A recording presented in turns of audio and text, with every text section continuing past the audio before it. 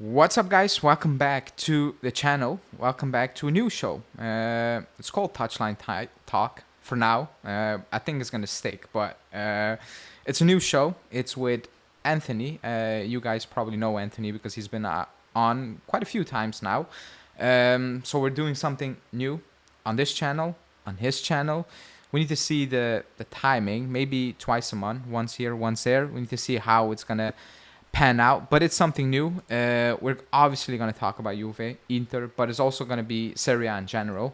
Because, yeah, we play Serie A, and sometimes it's good to just listen or talk about other stuff that are not your own club related. We just need a break. I definitely need a break from Juve sometimes. So it's good to have this new show. But first off, Anthony, it's been a while.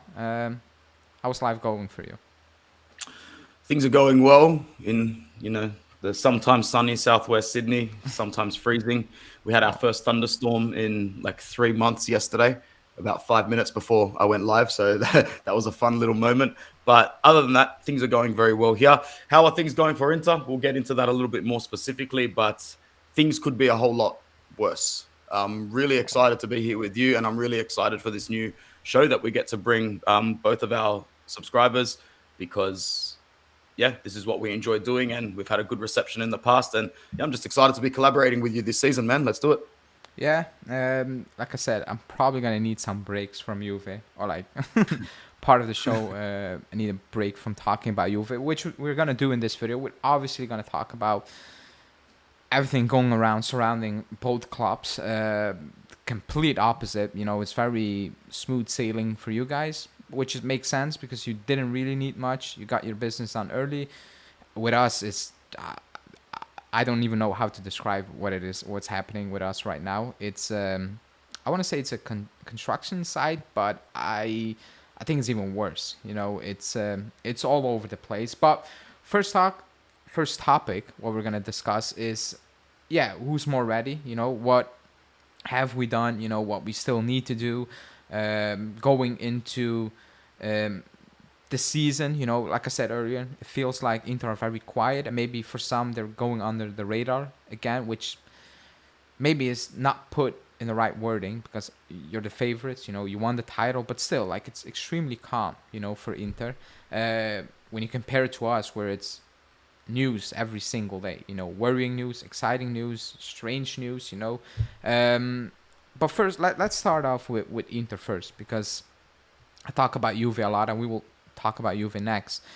But for you guys, you won the league, and now you signed Zielinski extremely early. You signed the striker extremely early, and calm. Because I thought the team was ready. Or are you like, nah, the team's not ready to go again? Because I don't think you're gonna do any type of business right now. It's basically closed, no? Maybe a backup. Pretty much. Look, I think it's pretty much closed except for like a backup rotational centre back. Possibly because we can't go into the season with just Acerbi and Stefan de Vrij heading the front end of a trident. Both of them will have their injury concerns this season. There's a group of players that we need to be wary of their age. You know how some players have those years where you just know that they're finished? Well, we've got a few of those players that could have that season simultaneously, whether it's Matteo Darmian, Henrik Mkhitaryan, Stefan de Vrij, Francesco Acerbi. But at the same time, these are all quite experienced, good players at the same time. One thing we're not doubting going into this season is the mental fortitude and, the hunger to build on the success of last season and to add more trophies to the cabinet. There's a strong identity and link between the players and the badge on the front of the chest. I dare say more than any other side in Serie A, and I think that's something that could present an advantage. But to answer your question more directly, are we completely ready and am I satisfied? The honest answer would be no. Pardon me. But in context to the way the transfer market's moving, not only in Italy, but around Europe. It's one of the quietest markets we've seen in recent years. There's just not as much money being spent. If I can just pick on some of our direct rivals for a second, we'll get into the nitty gritty of your subpar market very soon, but that's what it is, subpar. Milan's market, while they are plugging holes, they are plugging average-ish holes with average players. I don't think it's going to be a huge improvement on last season, although you might see some minor improvements under Fonseca just because of, the whole galvanization of a new manager, a new regime. Napoli, you've got Antonio Conte knowing his limitations too well, and he's sort of whispering that he's pissed off, but he knows if he was to come out and complain in this climate, people would look at you and go, Antonio, what do you expect, mate? Well, what did you expect going into this season, signing with that club? He knows. Everybody is well aware of the limitations. So, as you said, getting those two players early, and those aren't gamble players. Those aren't players where you're like, I hope that they fulfill. They're players where Zielinski has won the title. He's played in Serie A for a long time. He's got the experience. Yes, he had an average season last season, but the whole Napoli project last season was a bust. I don't think that's a fair comparison. And Taremi, no, he's, on the north side of 30, but that's a Champions League striker. That's a Champions League player. He's got experience playing against clubs that, a lot, if not most players in Serie A have never come up against before.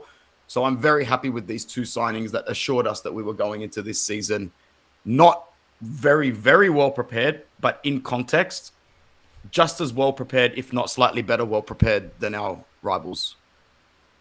I mean, like, if somebody has any doubts about it, like, Inter is the clear-cut favorites to win it again. Like, I don't think it's close. I don't think anyone did remotely enough to bridge that gap right now. Like you said with Milan, they're like, I like the coach. I like what he brings. I thought last season they underperformed as well. Not the most fantastic squad, but they underperformed. So I'm assuming they're gonna do better, but I don't think good enough to actually put you guys to the sword, unless you guys have a drop off.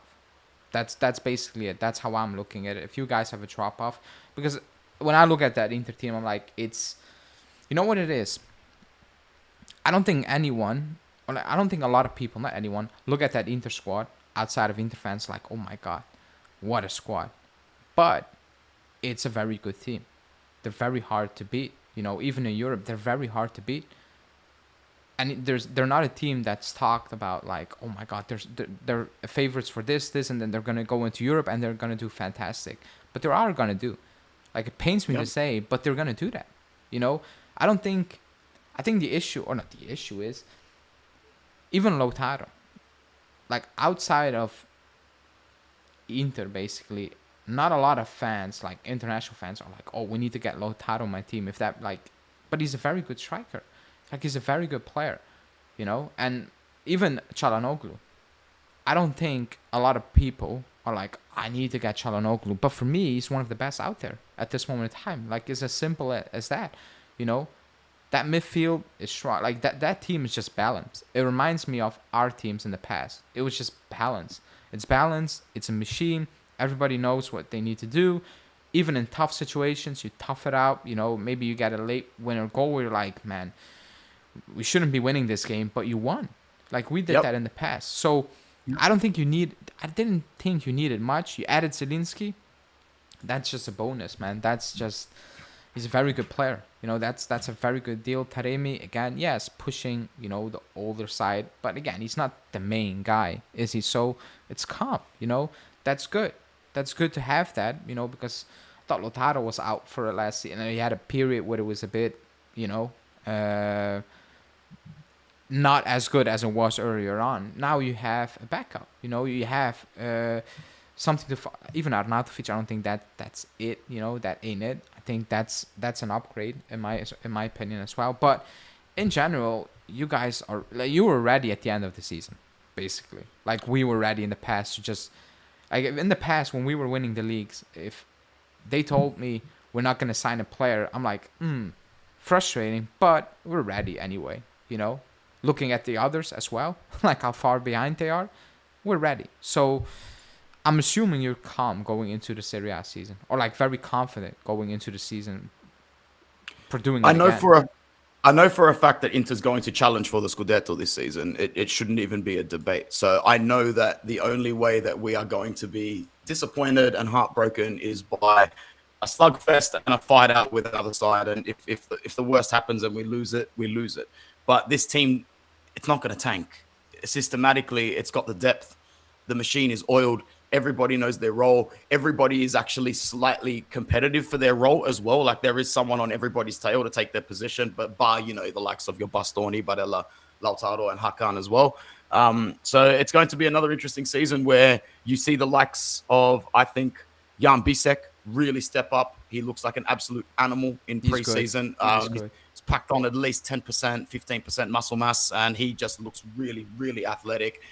He's here for a good time, not a long time. A player like that ends up leaving Italy very, very soon. However, he cost us 7 million, bro, 8 million euros. We're going to pocket a huge, huge profit on him, just like we're going to profit on a couple of other players as well going forward. But I think one thing that most people are happy about are that when Oak Tree took over, we knew that they weren't going to invest a lot because, why would they? They're not here to do that. But they've seen the sustainability on the pitch and the fact that we've been able to continue to generate some money despite Suning's awful situation, just with the processes of Marotta, Ausilio, Zanetti, and co. And that's where all of our confidence comes in with our club. There are a couple of little nigs that, these niggles in our side are really bad, though, man. I'm talking about the Correa incidents. Like, bro, he's so bad, man. I don't know if you've seen him play in preseason. Like, this guy can't dribble past players for Pisa. This guy can't play well against Lugano. Like, he's a broken player. I don't think he can even go into our next season as a fifth choice attacker. So I think I think we need to cancel his contract altogether, man. Arnautovic, like if a club was to come along and take his wage off the books, we'd let him go for free as well. How much is he on?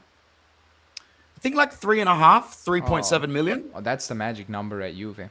That's the number that's causing us all the issues. I'm gonna speak from experience. You're screwed with that one. It's it's not gonna happen.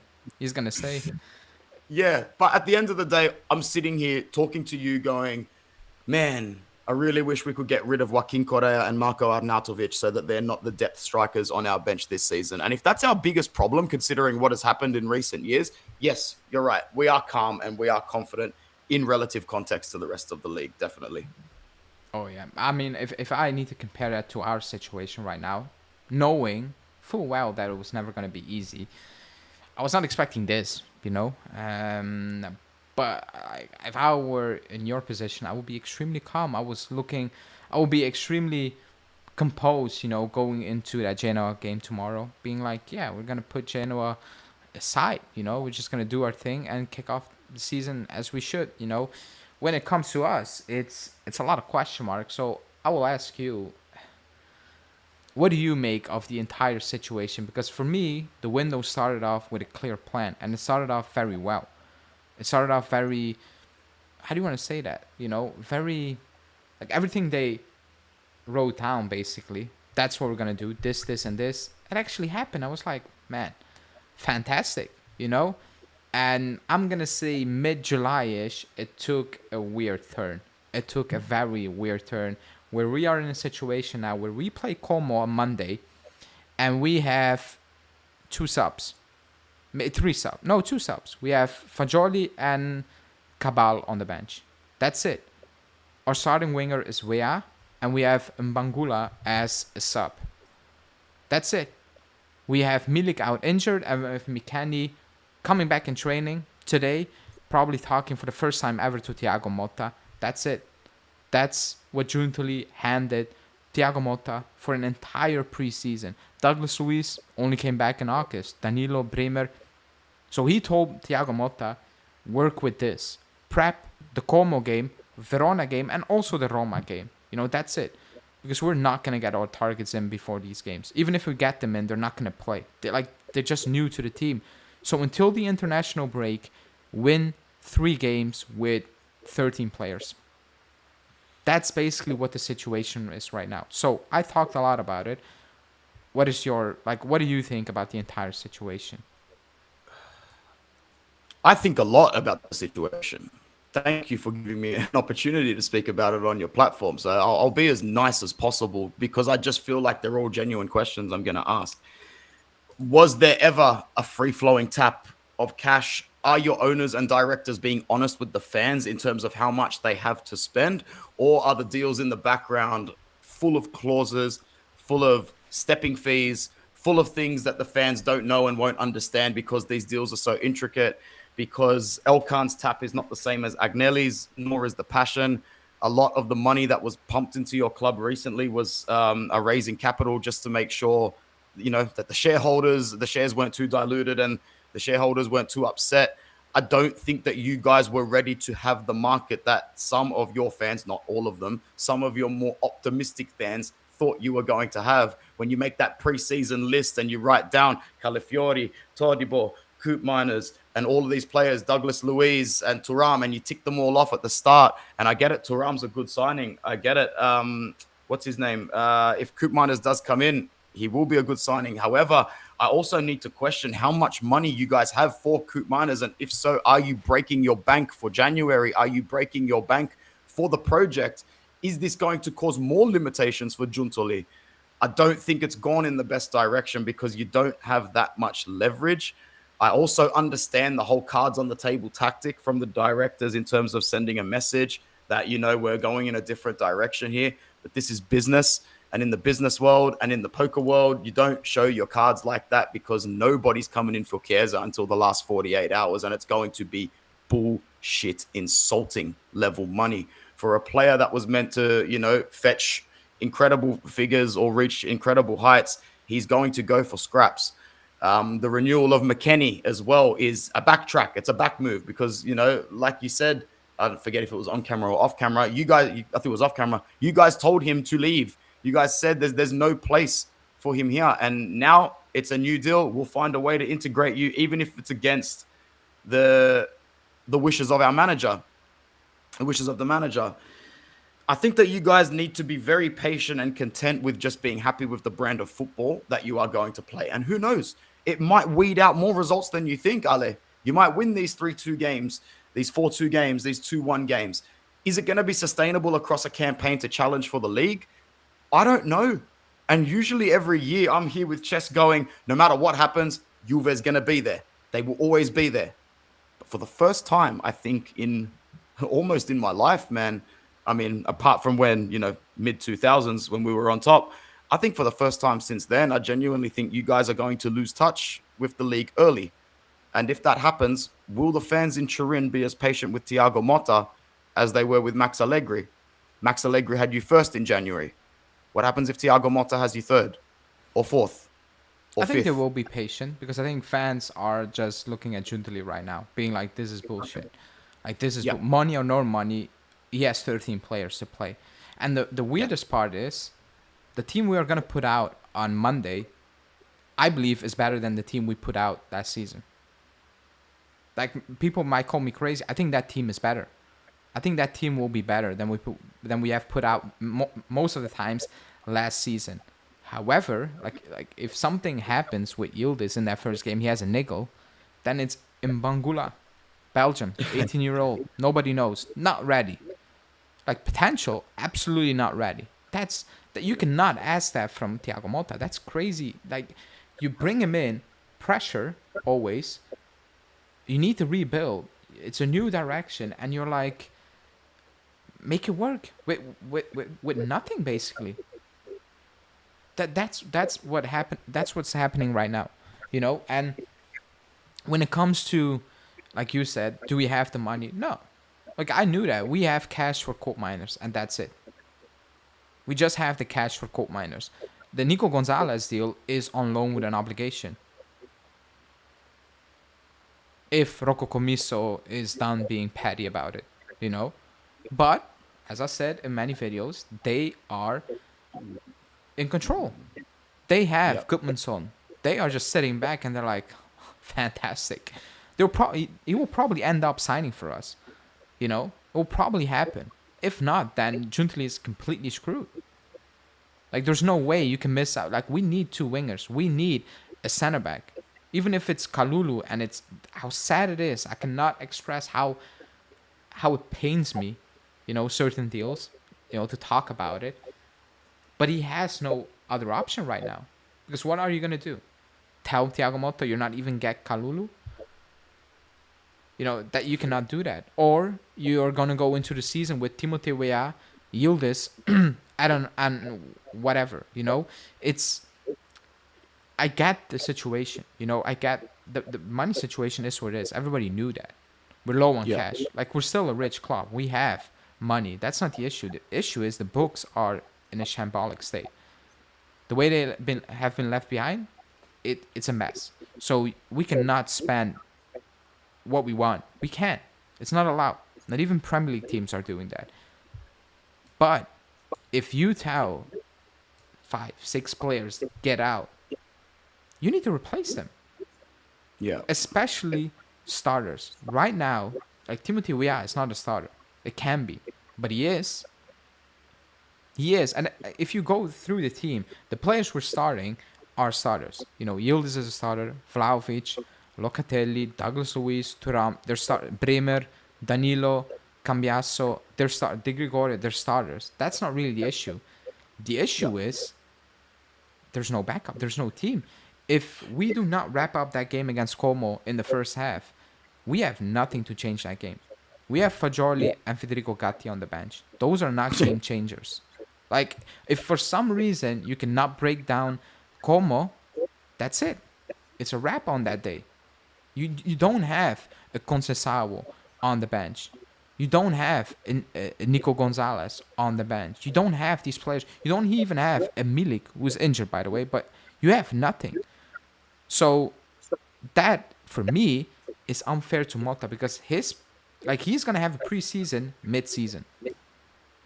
That's what he's going to have. If we end up signing Cope Miners and Kalulu and Nico Gonzalez and Conceição, we get the players in we are supposed to be getting in.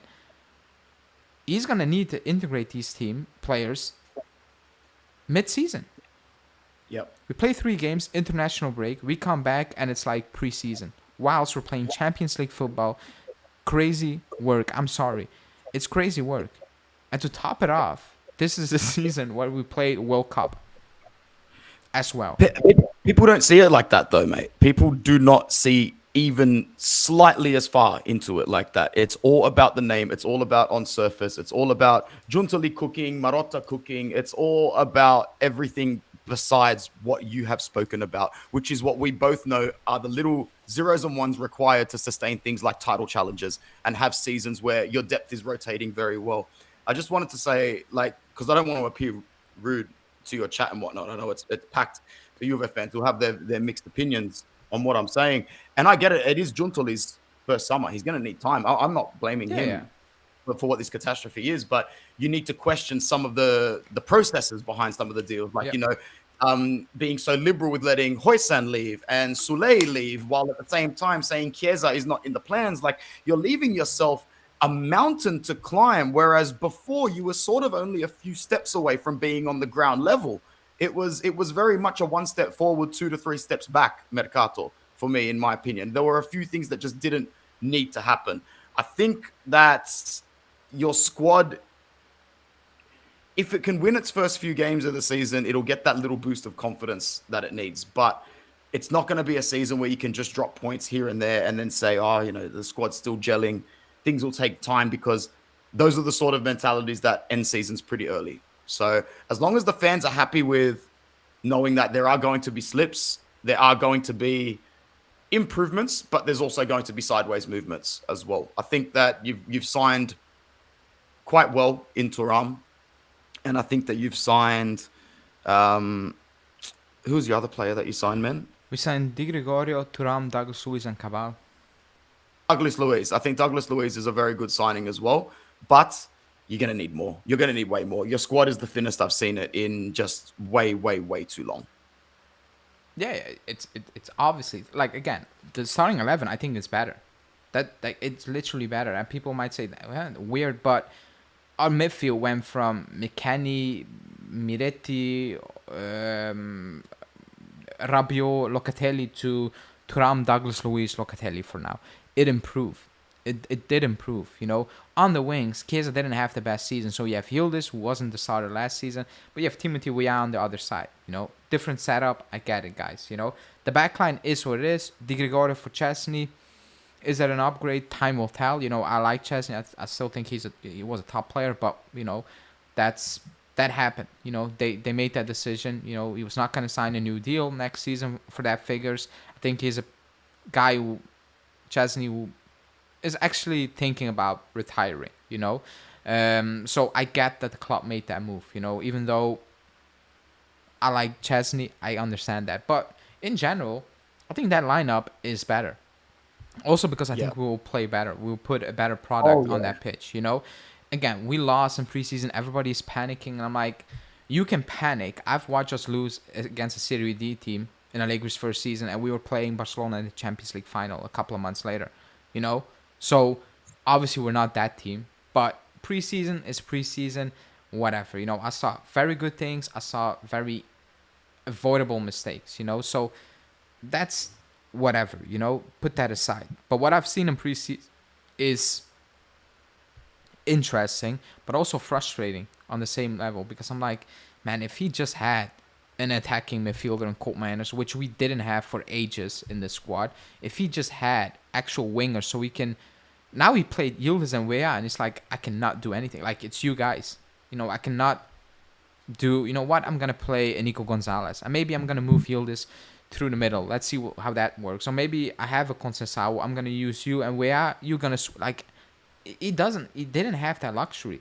Like, the preseason is kind of not a waste, but it's just, it's a waste. Like, we wasted time. It's the 17th of August right now. The window closes in about 2 weeks. Let's say 2 weeks. The window closes in 2 weeks. And nobody knows what's going to happen. Somebody said in the chat, if we get the 4 players, it's fantastic. I'm going to tell you, we're not going to get those 4 players. 4 is so much to get in between now and the end of the market, you know what man. it is? That is a deal every 3 days. Yeah, but you know what the issue is? Like, the issue is, the agreement with Koopmeiners is there. With Gonzalez, with Conceição, with Kalulu. It's just Atalanta are saying, even though Atalanta made it very clear that, he's out. He has a doctor prescription saying, I'm stressed out. I don't even think, I know they're leaking to Di Marzio saying, we don't want to sell. We are looking at O'Reilly and Samardzic to add to the squad. There's actually no way you can bring Koopmeiners in that squad again. Like, how are you going to tell the fans, here is Koopmeiners, but actually you wanted to join Juve, but back the hell out of it. Like, that's toxic, At one, you're going to need to sell him. We put the money on the table. I don't think Koopmeiners is going to go like, okay, I'm going to play for you guys again, like nothing happened, when we are putting the money on the table. The money demanded, basically. For Nico Gonzalez, like, Koopmeiners not in the squad. Gonzalez not in the squad.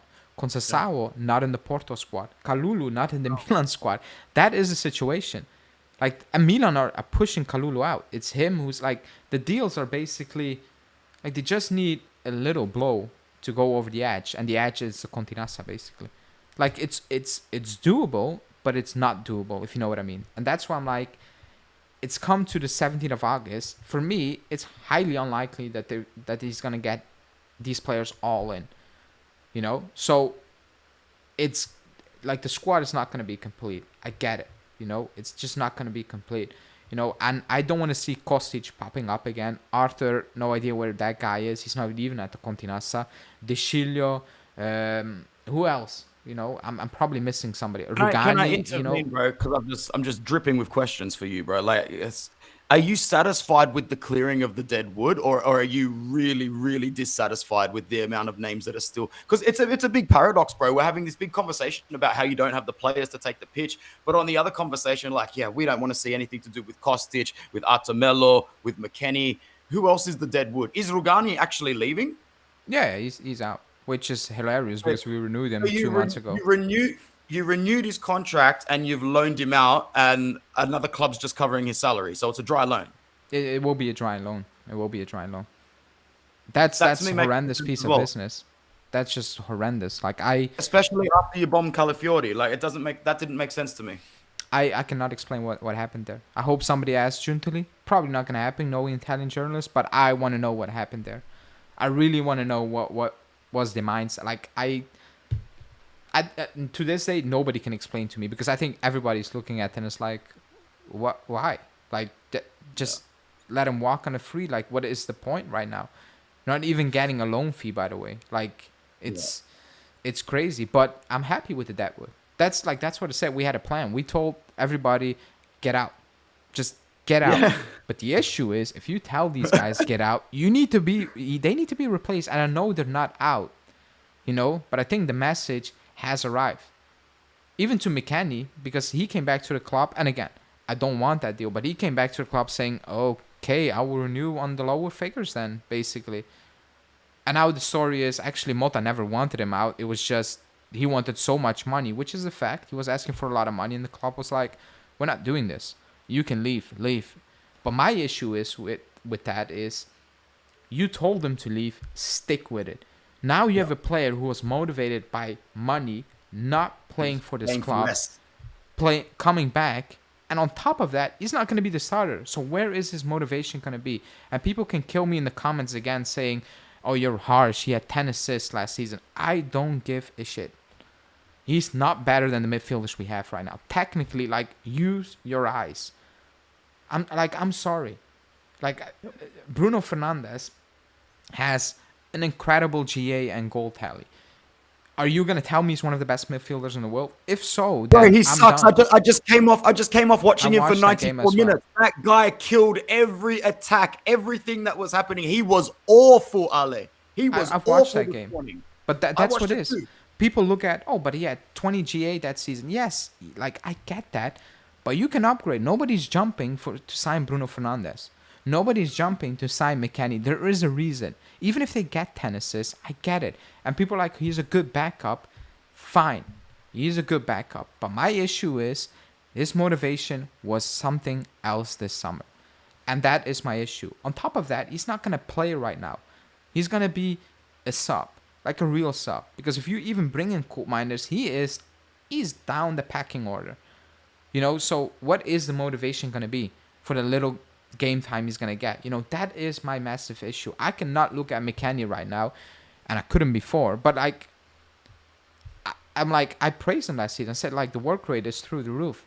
I appreciate that. But now I'm looking at McKennie, I'm like, yeah, I know what you wanted. Even Kalulu, if he comes in, I'm looking at Kalulu and I'm like, yeah, do you actually want to be here? Do you actually, can I trust you to be here? Because if you are being told by Fonseca, you are fourth option, and Mota calls you, and you're not sure if you can outplay Danilo or Gatti, then I'm not sure if I actually want to be. I want you to have. I do not want you having. I do not want you to be in that team. Basically, I'm pissed because if you do not believe in yourself that you're good enough to outplay Federico Gatti, I don't know, man. I don't know. And that situation, when I say this situation with Kalulu, for example, is banter, people come for me. It's banter. I don't know how to explain. He's plan D, and he's sitting there thinking about maybe it's better to be fourth option at Milan rather than actually get a shot to be a starter at Juve. If that's not banter, then I don't know what to tell you. That's the pool club has very, very much diminished in terms of what the crazy part is? We convinced Douglas Luiz to join. For some reason, bro, we cannot convince Kalulu to join. That's insane. That's just insane. With the Douglas Luiz thing, though, did he join on the conditions that he could bring his missus? Because if that's the case, that's another thing that wouldn't have happened a decade ago. People don't need to bring their mother or their luggage or their toothbrush to come to Juve. They get on the plane and they go off to Turin. Oh my God. But dude, I want to say, I respect your chat, man. I like Wando. I recognize Wando's name. He's always got some good things to say. Also recognizing what Forza is saying. Sorry, I'm not programmed to say those two words back to back. But it's a good chat because a lot of your chat does also share your accountability to an extent, even if it is uncomfortable for them to do. You can't lie with what is in front of you. You really can't. No. Let's just hope for your sake, your transfers that you have made hit the ground running and you can close out at least the Coop Miners and one of your wingers because, yeah. Did you mention that you didn't want Gatti anywhere near the starting lineup as well? Oh yeah, in an ideal world, he shouldn't be in the lineup. You know, and people will come for me again. I'm sorry. Like, if you like passion, I like passion. Chiellini had passion, but he's one of the best defenders I've ever seen. You know, like, he had passion. But Gatti, and again, Gatti has fantastic moments where it's like, man, he's him. And then he has moments where I'm like, yeah, you're not him. You cannot play away to the Bernabeu. Like, you're just going to kill us. I know you're going to kill us. You know, that's also a thing. Mota needs a ball-playing center back. We have the complete opposite of ball-playing center backs, and I'm being nice. Like, we have guys who are, oh my God, I don't want to say it, but like, they are on a suicide mission, you know, with the ball on their feet. Like, it is what it is. Like, we play out from the back, even in preseason, and it looks good. But I will tell you now, right now, we will concede a few comical goals. And that's not maybe it's on Mota. Maybe you can tell him, hey, do not do that. But that's him. That's his principle. Like, you cannot take that away from him.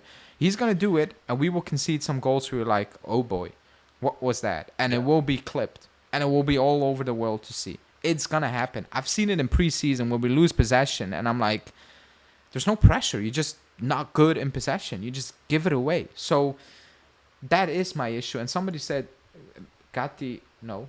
Somebody said Marquinhos had 22 assists in 12 seasons and McKennie 15 in 3 seasons.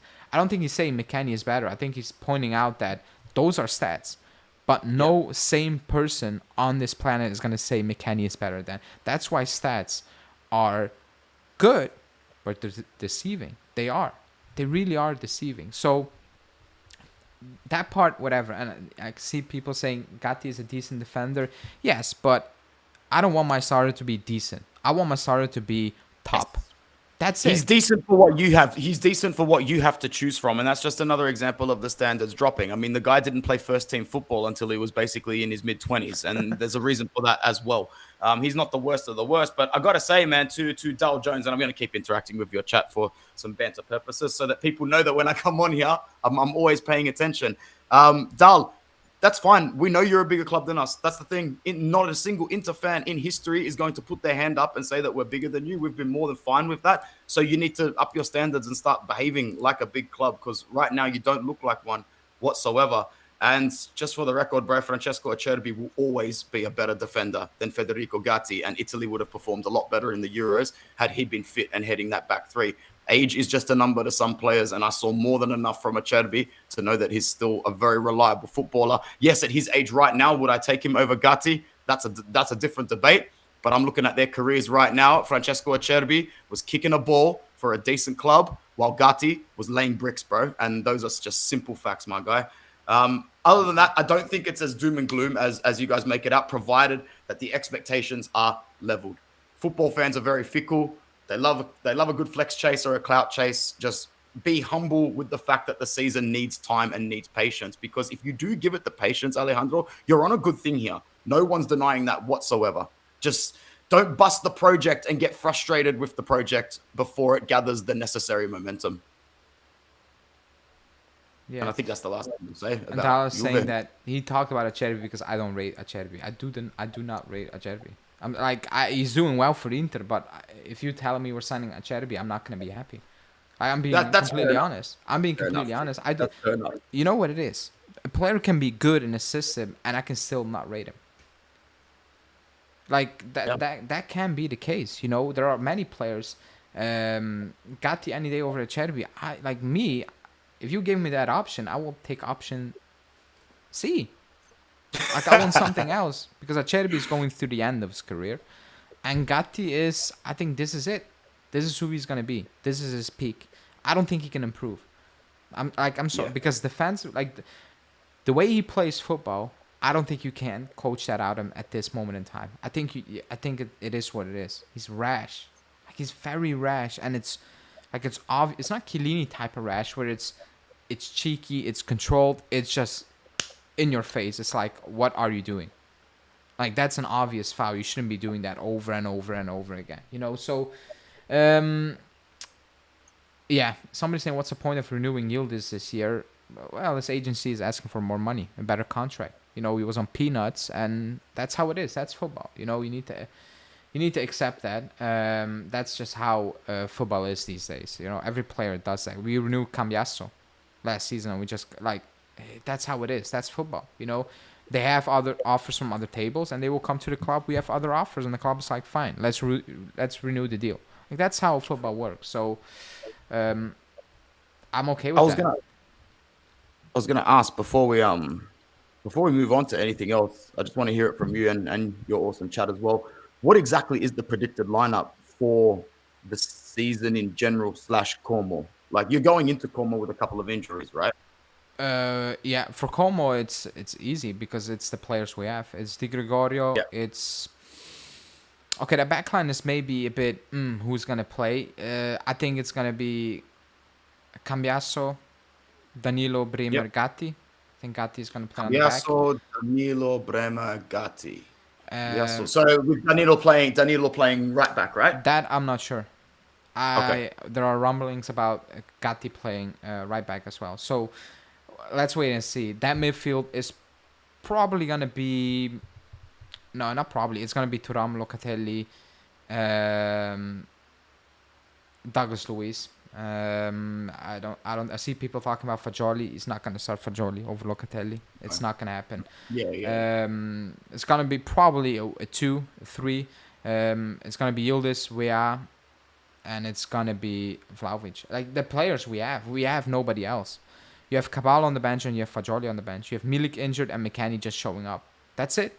And then you have 2 goalkeepers, Pinzolio and Perin, and then you have Savona, Rui, but those are next-gen players who are promoted to the first team. And you have Mbangula, who will probably go back to the next-gen. Then we have Miretti injured, but McKennie is staying, so we will be loaned out. And we have Atsic, who is also injured, who's going to be part of the first team. That's it. We have nobody else. So, like, in an ideal world, you have... Like, in an ideal world, you don't even have Gonzalez. But this summer, you have Gonzalez, you have Koopmeiners, you have a Conceição, you have a center back on the bench, and we have Cabal, Fagioli, and that's it on the bench, basically. Or I'm blanking out somebody, but I don't think I am. Yeah, that's about it. You know, and Cabal is just, if it's gonna work, cool. If it doesn't work, you will get your money back. You know, that's that type of deal. You know, he has a lot of upside. Nobody's expecting anything from him. You know, it's also unfair to expect so much from him right now. He didn't came into the team with that expectation. So I'm not going to hold him to that expectation. You know, it wouldn't be fair. I will hold Douglas Luiz to that expectation. Koopmeiners, if he joins, I will hold those players, but not a player like Cabal. It's like, whatever. You know, you come in, if you do well, fine. I hope you do well. If not, then, hey, cool, we will cash in again. You know, those are these... That's it, you know. So very, very easy. Somebody said we'll start Cambiasso, Bremer, Gatti, and Cabal. Watching the last game of Cabal in preseason, I doubt it. I really doubt it. I don't think it's gonna happen. Gatti plays with his pants on fire and lets himself burn. Yeah, at times it looks weird. It really looks weird. McKennie has American stigma. Diamanti said it years ago that if his name ended in Eno, he would make way more money. I don't think Diamanti would make more money, to be honest. But I got the thing, you know. Even when I make that McKennie video, people do not listen to me or watch my channel at all. And people hit the like button, or they just listen to what they want to hear. I talk about McKennie, and the first comments are like, "Oh, but Locatelli you like because you're Italian." I'm like, you're the last person to throw that at me. Like, the last person. I am okay with having... When you won the treble, I don't think you had an Italian... You had Materazzi. And that's it. Oh, as in Italians? Yeah. Yeah, bro. Yeah, Materazzi, that's it. And he was barely starting unless it was Serie A rotation games. He was barely starting. You won the treble. Did you care you didn't have an Italian starter? I'm curious. Like, are you bothered? We've never cared how many Italian players we have, man. But for some reason, at this club, it is a thing. It is a thing. Oh, they know what it... If you have good Italians, fine. If it turns out to be you have 6 Italians in your team and you win, cool. But do not force that. Never Well, force that that. just reminds me. That just reminds me of the argument about the Euros and whatnot, where every Juve fan is very quick to say, "Ah, it's because there's no strong Juve, there's no Juve DNA in the national team." And I was just like, "Well, show me your garage full of cars that you're willing to bring to the show. Show me your Chiellinis, your Marchesios, your Buffons. They're not there. We're not taking Locatelli to the Euros because he had an average season. We're not taking De Sciglio to the Euros because he sucks. So we're not taking Gatti. Oh, and we did take Gatti, didn't we? Yeah, it was just there for There's a bit of a vibes. problem. So that's what I mean. I'd love nothing more than for there to be an Italian forged identity at Juve to complement the national team. I love my national team, but there's not. There are no good No. Italians at your club. And to be honest, that shouldn't be a problem domestically, though. You should always be looking for the best talent in the world as Juventus. And I think that's just a really shitty scapegoat reason for some fans to say, oh, it's just because we don't have a certain nationality that we're doing well. There's nothing correct about that, in my opinion. Yeah, and I don't care. Like I said, like I just want to win. If that's with 11 Brazilians, which is highly unlikely at Juve, then it's with 11 Brazilians. You know, I don't like. People think I do not care about these players in the squad. I will repeat myself. If I wake up tomorrow and we're selling Vlahovic and we replace Vlahovic, I'm like, cool.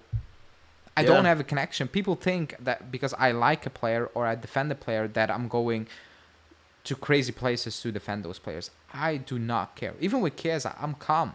I'm just sitting here like, you better replace him. That's it. That's it. When Dybala left, like I've seen top players leave this club, so I'm fine. You know, I can deal with it. But some can't. They have a player they absolutely like, and whatever the club does, it's wow. And I'm the complete opposite because it's 24. I get it. Even with Yildiz getting the number 10. Oh, the pressure and this. I'm like, you guys, the fans are putting pressure on Yildiz. Not the 1 and the 0 on the back of his jersey. You guys in the comments telling him, hey, it's the number 10, making a big deal out of it. I'm like, it's 24. The numbers mean nothing. I cannot stress that enough. They mean nothing. And especially not if you're one of those guys buying every single jersey, no matter how ugly they are. You're part of why the club is doing this. Because they are going to sell Yildiz and it's gonna go flying. I can bet you money that will be the most sell jersey at the end of the season. Definitely. It will be up there. Probably Vlahovic will be up there as well, you know. But it's going to happen. It's going to happen. That's why the club does that. It's as simple as that. I buy jerseys with no names. That's why, like, I like my jersey because players leave, and then I have a jersey. And I'm like, I think I have 4 jerseys with a name on. I have Del Piero, I have Buffon, Chiellini, and Marchisio. That's it. That's it. And I'm not saying you shouldn't be doing that, by the way. If you like a player, do that. But if you do that every single season and he leaves and a new number 6 come in and you buy the new number 6, or a player changes his number from 6 to 8 and you buy that 8 as well, then I'm sorry. You cannot complain about Yildiz getting the 10. I feel sorry for him. I'm not going to lie. Because he's probably excited, you know, and he knows what the 10 means at the club. But for me as well, if you want to give a meaning to the numbers, then the 10 should be a dream for kids coming in and being like, man, the number 10 should be accessible for players to get. Also, in these times, it's highly unlikely that a player is going to stay that long to prove himself to get the number 10. If they're proving, most likely they're gone at this moment in time. That's how football works. Players do not stay long at a club anymore compared to the past. So, I don't know. You know, it's been a big deal, but I'm cool with it. I'm just happy for him. I'm happy he stays. I hope he does well, no matter what jersey he wears. And that's just me. I know people are attached to it because it's Del Piero. You know, I get it. He's my favorite player. And I'm like, he's my legend. And I'm cool with him getting the 10. I'm like, fine. If you ask Del Piero, he will probably saying, fantastic. That's Who was the last player to wear? Who was the last player to wear the 10 after Dybala? Pogba, but he was injured. Oh yeah, I completely fucking forgot about that. You know what? If I actually forgot about that. I actually want to know, and people smash the like button. I actually want to know what Del Piero thinks, like real thoughts. I strongly believe that he's like, I'm excited. Those are the type of players that we should be getting the number 10s. Somebody told me yesterday oh, but the number 10 last season, in the past, was actually a position. You know, it meant something. I'm like, okay, but football evolved. Does that mean we should just scrap the number 10? It's like some teams retire a number. I'm like, I don't like that. You know, a kid growing up should be dreaming about wearing that jersey. That's how I view it. But that's just me, you know. Somebody saying Julius gets number 10, which means he will be a starter right at the left wing. Position depends, but he will be a starter. I think that, I mean, Oh yeah, even have without to. the number 10, he was going to be the starter. Like, it's set up for him to start games. And even like last season, he didn't play much. It feels like he played much. He didn't. So for this is it. This is his first full season, and he will have ups and downs, but that's cool. Like, I can give players times, especially young players, you know. But yeah, let's move on. We talked a lot, you know, about both of our clubs. Let's talk about the first fixtures. Let's talk about Serie A. Wait, I'm gonna read this one from Dal. Ali, man, I know you're always pessimistic, but you can't judge players before a new season. New coach, new system without any evidence, and preseason is not evidence. If we win, lose, do any good, bad. I don't get the comment because I'm not sure what did I say. Like, if I'm pessimistic, I'm pessimistic about players' abilities, not how they fit in the system, you know. So I'm not really sure what you're trying to say. So specify that, and I will. Dude, I'll just say, like, I think I understand what he's trying to say, but what he needs to understand is that you're looking intricately at the delayed onset of having a market like this and integrating players too late. And yes, we know that there's a new season and a new coach and a new system, and you need to be patient. But there were measures that were being taken prior to the market, prior to the international tournaments, there where things were going well. But there were steps backwards, and now you're playing catch up going into the season. It's not as much pessimism as it is realistic frustration, man. And blind optimism is what kills fan bases a lot of the time. It does, and I will respond to this one. For so you were saying 1 minute you claim the number means nothing, then you say you shouldn't retire number because young kids want it. It means nothing for me. It means nothing for the club. Like, that's what I mean. Like, for me, it is what it is. For the club, it's sales. That's it. But for kids growing up, it might mean something. I cannot speak for kids growing up. That's what I'm trying to say. That's it, you know? I was talking for myself, you know? But if you think it means a lot, then fair play, you know? When we do anything good, even our run last year, you always have a negative attitude. It's okay and good to see both sides. I don't think it's negative. I'm just being... It's not... Like, I think I'm being realistic. When last season we were winning... I said this is not sustainable, and it proved to be not sustainable. I didn't expect it that bad that we will go out and win one game out of 12, and the 12 included playing Udinese, Empoli, Verona, Cagliari. I was not expecting that, but for me it was obvious and clear to say this is gonna collapse. So I'm not gonna come on my own channel and lie and act like I believe what we are doing is amazing. I'm not going to do that. I will tell you what I believe, and you can disagree, and again, that's fair, you know, and you said that as well. But there are other places, you know, where you can go and people will just lie to you. I'm sorry, they will lie to you. There's no way, like, there's no way anyone actually believed last season that it was sustainable. Like, you cannot convince me about that. Deep down inside, you know. Some people are half empty glasses people, and some half full. It's not big a deal, man. Yeah, you know, it's Exactly. it's close. But let's talk about the first fixtures, man. Let's We do talked it. about Genoa Inter tomorrow. That's a kickoff. Actually, Parma Fiorentina at the same Wow. time, you know. And then we have Empoli Monza and Milan Torino. I'm actually excited. I am. I'm not gonna lie. You know, football is back. Serie A is back. You are obviously gonna look forward to that Inter game. I'm actually looking forward on that match day, Parma Fiorentina. That's my pick of the game That'll be a good game, man.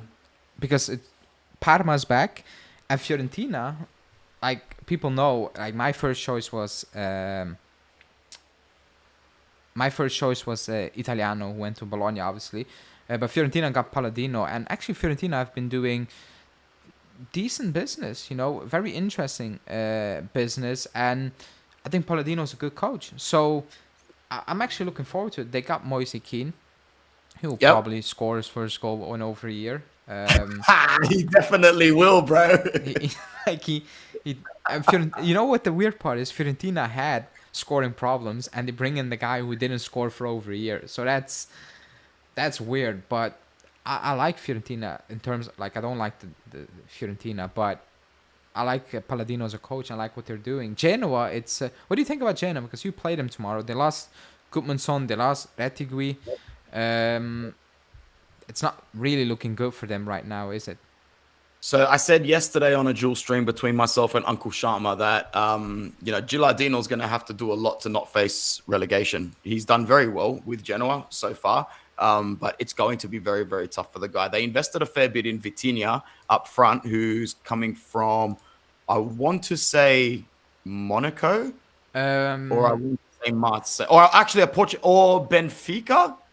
I'm not even sure where he's coming from. I'm not gonna lie, but I do not rate him highly from previous spells. Well, look, either or, they're going to need something, and he's the only one that's going to be able to provide the spark because, as much as I like Ruslan Malinovsky, he's only good for 3 or 4 bangers a season now. And Junior Messias is going to do sweet F4. Connie De Winter isn't a bad player, as you know. Yeah, I like him. I'm sure you know quite well. So I'm sure you guys will be keeping, because he's on loan for you, right? No, he's gone. We sold him. Oh, you sold him? I thought he was on loan. Where did you sell him directly to Genoa, or did you sell him somewhere else? No, Genoa. They had an option, and or the option kicked in automatically, so we lost him as well. All right, fair play to them. I guess Torsby can dribble the ball. I'm just trying to be nice here to the team because I don't see it as a strong team, and I know match day 1 is difficult, traveling is difficult, but I expect Inter to be better than Genoa on the day. Gudmundsson leaving is going to leave a hole, and I'm going to be so stupidly optimistic that Joaquin Correa is going to come off the bench. Score a goal, a really good one too, do the ice cold celebration, and Genoa is going to pick him up for about 8 million, and everything's going to be solved. That's wishful thinking, That's the dream, but no, that's definitely not going to happen. Look, Genoa, they look weak. I'm excited about what you said for Fiorentina. I think they had a decent market, and I think Palladino will, be excited for his season. Parma, I think, could be the side that collects more than enough points to be comfortable to stay up this season. I mean, it's anybody's guess with the relegation sides, but when I see their team and when I saw how they played last season in Serie B, I think they might be able to put enough points together to survive the drop. But we'll talk more about that as the season goes on. Yeah, I think you'll dispose of Genoa really quickly. I think that will be an easy win.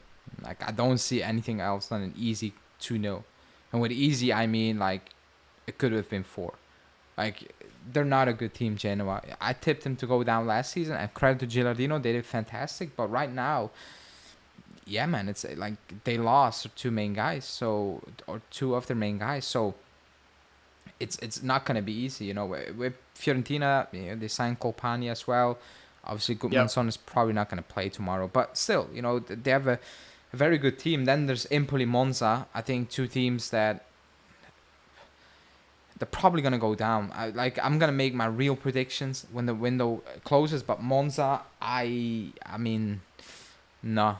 I mean, the money's not really there. You lost your coach. You lost Di Gregorio. You lost Copani as well. Yeah, it's not looking fantastic. On Empoli, they saved their season last year with the last kick of the game, basically. Also, not the best of squads. If you look at their lineups, and I wrote them down. Their predicted lineups.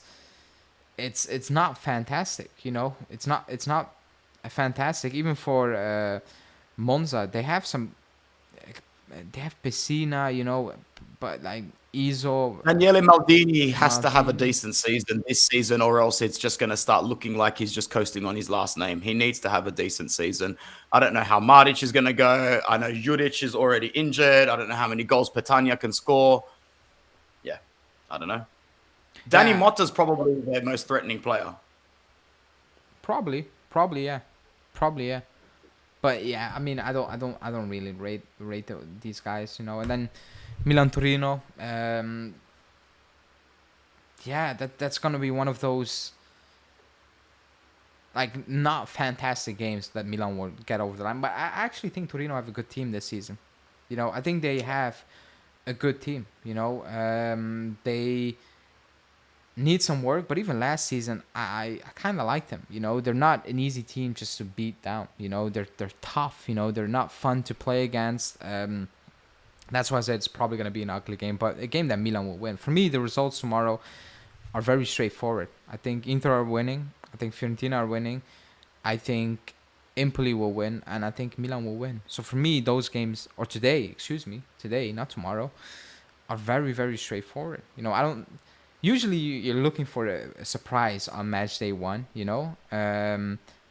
But for today's fixtures, I don't really see a surprise. Even if we move on to Sunday, Bologna Udinese, that's going to be interesting, right? Because Bologna got raided, basically lost their coach, lost Zirkzee, lost Calafiori.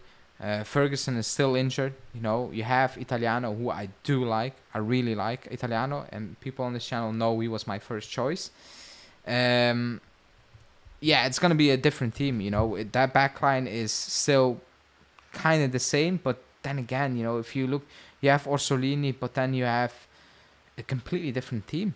So Yeah. I don't know. Well, Like, they lost. Who'd they lose? They lost Calafiori and Zirkzee were the two main guys that they lost. I'm hoping that Giovanni Fabian has a decent season for them, but they're definitely thinner. Luiz Ferguson can't save them on their own, and their backline losing Calafiori is huge because I don't mind Janis, but it's not going to set the league on fire. That's for damn sure. And they've got more games this season than I yeah, think they've played in their club's history any other year. yeah. I mean, I still think they will be decent enough because they have a good structure in place. But it's not going to be easy for Italiano. It's definitely not going to be easy. It's a very weird move, to be honest, to go to Bologna. But that's what it is. Then you have Verona, Napoli. Oh, wait 1 sec, bro. You know what is dope about that last game, though? Alexis Sanchez is staying in Italy and he's playing for Udinese again. That made me really happy because I'm a big Alexis fan. And I just really like to see when players make that sideways move for a more nostalgic traditional thing. Because let's face it, Alexis Sanchez has got the market and the image. He can go to other countries for a bigger paycheck Oh than yeah, freaking Udinese, bro. he's probably going to do well. Oh, He's yeah. probably going to do well for Udinese. I actually think Udinese will stay up this season. I think they will. Comfortable. Last season it was until the Bad. end. I don't think they will do that this season. I think they will. I think they will be cruising. I agree. Verona, Napoli, man, Napoli. Ooh. Your guys, Ooh. your favorite The team. the betting man in me wants to jump all over this game. I just want to jump all over this game. And I'm talking both teams to score. No, because this has got to end 1-0 either in Napoli's direction, 0-0, or possibly 1-0 to Verona. I don't think there's goals in this game. And I'm just so excited to see You know Antonio what it Conte. is with Verona? I don't know what we're going to get. Every time I watch Verona or the team or the game, the only word I have is boring. Yeah. I'm like, it's boring. Like watching games in that stadium, watching that team is just, it's like watching paint dry. It's horrible to watch Verona games. I don't think anyone is like, I'm gonna watch a Verona game. Not even if you would play, I'm like, yeah, Verona away. It's like, oh my god, Verona away. Yep. It's horrible, but they're probably gonna beat him. Yes, sort of situation with Conte is weird. You have Osimhen wanting to go, but then you have Conte saying, "I need players." They want to. They're paying 30 million euros for Neres and McTominay. I don't know what the idea right there is, but if you look at the teams, it's more than enough to beat Verona, right? Yes, Well, you probably hope so. Raspadori is gonna play up top. You have Kvara, Yeah. you have Politano. They signed Spinazzola for, I don't know, a handful of games he will stay fit. I'm sorry. I like Spinazzola, but it's a weird move to make, in my opinion. It is. He won't stay fit, bro. But as you said, the quality should be enough to get past Verona. You've got the teams in front of you, right? Like, who do they have defensively? Who are Uh, they going to play? Like Gilardi, this Coppola, Lazovic in midfield. These are just the three names off the top of my head. Coppola will probably play. I think Lazovic. Castanov. Lazovic will Castanov. play. I think the Silva guy will probably play. But again, like there's no excitement in that team. There's nothing, Nope. you know. There's no Iturbe out there, you know. There's just an absolute, like, it's one of the, even Empoli. When I watch Empoli, at least it's good. It's fun to watch at times. When I watch Verona, it's not fun to watch. Yeah. Like, it's just weird. But yeah, they should have enough. They signed they have Mazzocchi, they signed Spinazzola, they have Buongiorno at the back. Actually did a lot at the back line. Well, Buongiorno is the saving grace for Conte. It's the reason why he can't completely go and flap his gums. Yeah, but other than that, I mean, that team is that's not a stacked team, right? No. Right now. It's not like when they announced Antonio Conte and we knew that they weren't playing in Europe, straight away I was like, oh damn, there's your Scudetto rival right there, hands down. It has to be a straight shootout. But as the market has gone on and I've seen the lack of their business and whatnot, they are not as threatening as first seen. But at the end of the day, it's Conte, it's Serie A. He knows exactly what he's doing, and he knows to get that little bit extra out of this team. It just really depends. I think it depends on the Osimhen situation, man. Because if Osimhen leaves, he needs to get Lukaku in. And for me, that guy is a walking banter meme. I mean, getting it over him last season was huge. And I don't think Lukaku can really pull it off for Antonio Conte the way that he pulled it off at Inter, because the players around him at Napoli this time are going to give him a subpar level of service versus a Brozovic, Christian Eriksen, Nico Barella, Ashraf Hakimi, Lautaro Martinez dominated Antonio Conte's side. Would you not agree? I agree. And also age, like it's not 2-3 years ago. Like it's not gonna have the same impact, you know. It's just not gonna have. So, I'm talking about Juve being a mess, but they're not in that type of mess in terms of like so much needs to be done. But yeah, it's weird. Then Cagliari, Roma, and Lazio, Venezia. Has Roma low key had the best transfer window out of like the big 6 or 7? It depends. You know what it is? Up top, they look, but they're pushing out Dybala. They are pushing out Dybala, yes. I'm not sure if he's actually gonna be. Are they gonna play him on Sunday? I'm not sure. They're still starting El Shaarawy. They still have Cristante in midfield. You know, Mancini, Selic, Angelino.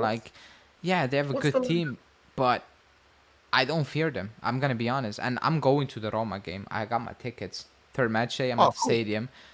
I don't want to jinx it, but I don't think we should be like, despite the squad we have, that backline. Yeah, I mean, it is still what it is. Like, that's just me personally.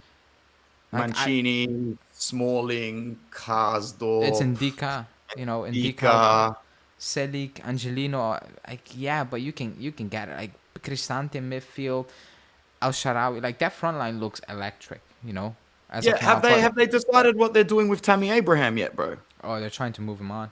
If you sign Dobrik, then you're definitely gonna move Abraham on. But like, even Sule, El Shaarawy, Dybala, I'm not even sure how that's gonna work. You know, playing them all. So weird dynamic. But they're gonna win against Cagliari away, aren't they?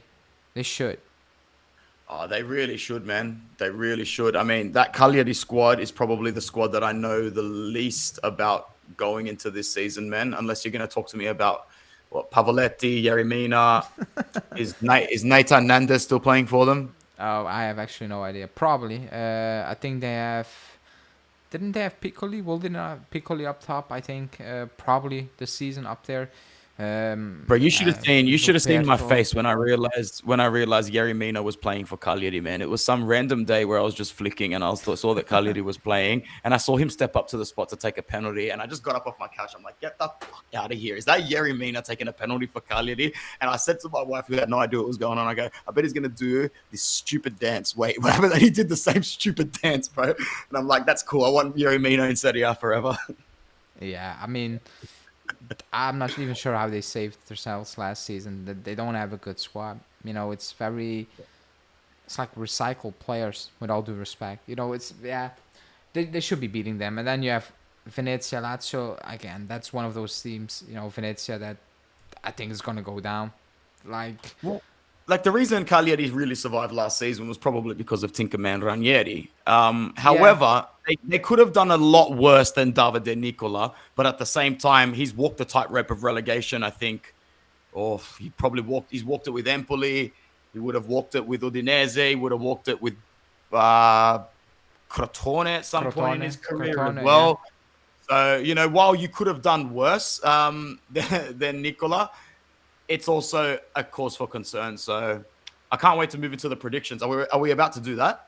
Yeah, and then the last game. I'm not gonna give away my my Milan prediction. Milan Juve prediction. I will not give it away. I will keep it for my preview tomorrow, guys. I will do my first preview. But yeah, Juve Como again. The situation is what it is, but we should be beating Como at home. I watched Como in the Coppa Italia. Not all the starters were playing, but I was looking at that. I was like, yeah, if you don't beat that, then I'm not really sure what we are gonna do. You know, first season, first game, I don't care. You know, if you look at that back line, you know, it's Docena. I wrote it down. Most likely who they're gonna play is Cassandro. If anyone knows them, it's Moreno, Alberto Moreno. Again, you know, that's Engelhardt in midfield, Mazzitelli, you know, Tacuno, Patrick Cutrone, you know, Strefezza, Belotti up top. I'm like, I'm sorry, you know. That's a team that's probably going to go down. You know, that they're going to be up there, you know. They should be, you know, they signed Varane, he's injured. But even if Varane was there, I wasn't going into the game, I'm like, oh my God, you know, I'm sorry. He plays for Como for a reason. That's it. Motivation, everything, like it's not that type of run. So, but in general, I'm not gonna do my prediction. I'm gonna keep that, but we're gonna win. Like we should be winning. Yeah. You know, I'm not gonna say here and saying I'm scared of Como. Despite the squad, we should be beating Como. And actually, frankly enough, it should be over in the first half. That game should be put to bed. It should be done. Make a statement and chill out. We did that last season away to Udinese, 3-0 at halftime, first game, and cruise control in that second half. That's what should be happening. First game, you make that statement.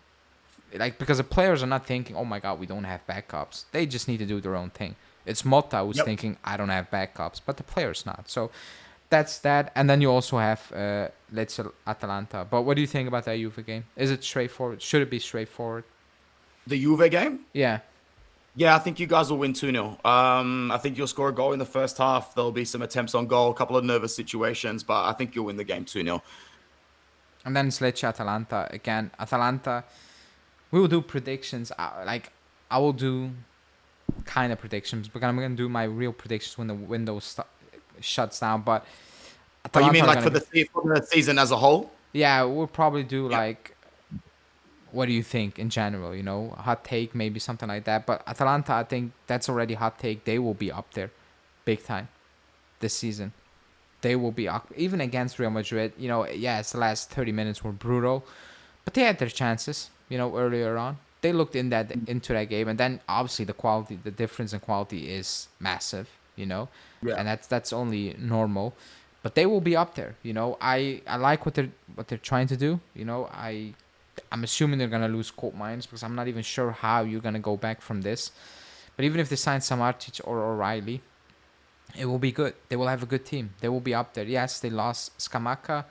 But you know what? I don't rate Retegui one bit, but he will score his goals for Atalanta. Yes. You know, he will score his goals. System team. Plug in, plug out. Same deal. Yeah. So I think they're going to beat Lecce. And to be honest, Lecce, I gave him a lot of credit last season because they did something I was not expecting them to do. But besides Dorgu, I do not rate anyone in that squad. The squad has a lot of questions on it for Lecce to stay up in Serie A this season. I don't see that their squad as much to look at, man. Ramadani's not too bad on his day. Oh man, am I really drawing a blank on the entire Lecce squad at the top of my head? I did. Out of the top of my head, no idea. Wait, give me a chance. Give me a chance. I'm just curious now. Did you already say Sansone? Like that's it. Yeah, I don't think he's even gonna be a starter. I think he's been on the last 4 Lecce thumbnails I've done for match previews or predictions. Oh my god! Like I said, like besides Dorgu, I'm like, yeah, that's nuts.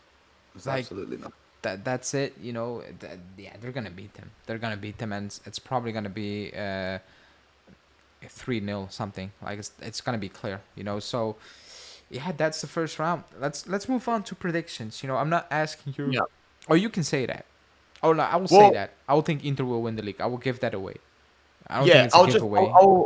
I'll give you the mic for just 60 seconds, man, because I'm just going to go to the bathroom and come back because I want to do this prediction part nice because I'm looking forward to it. I'll be back in like 60 to 90 seconds. That's good. People, hit the like button. A lot of Juve fans in the chat. Normal. Did something else break whilst I was live? Did I miss something? Because we had that Sterling news, right? And that was yeah. I'll talk about that in my video tomorrow. Nico Shira saying that De Chilo could be terminating his contract. Good. And that's about it. You know, I saw Di Marzio stirring up the pot with the Nico Gonzalez thing. We're not in control, like I said many times, so we just need to wait and see. It's actually a good thing that we play on Monday. That will take the focus away from the game, which is a very good thing because I think that focus should be taking away a focus away from the mercato. Excuse me. The game will take that focus away a little bit because I think we all need it.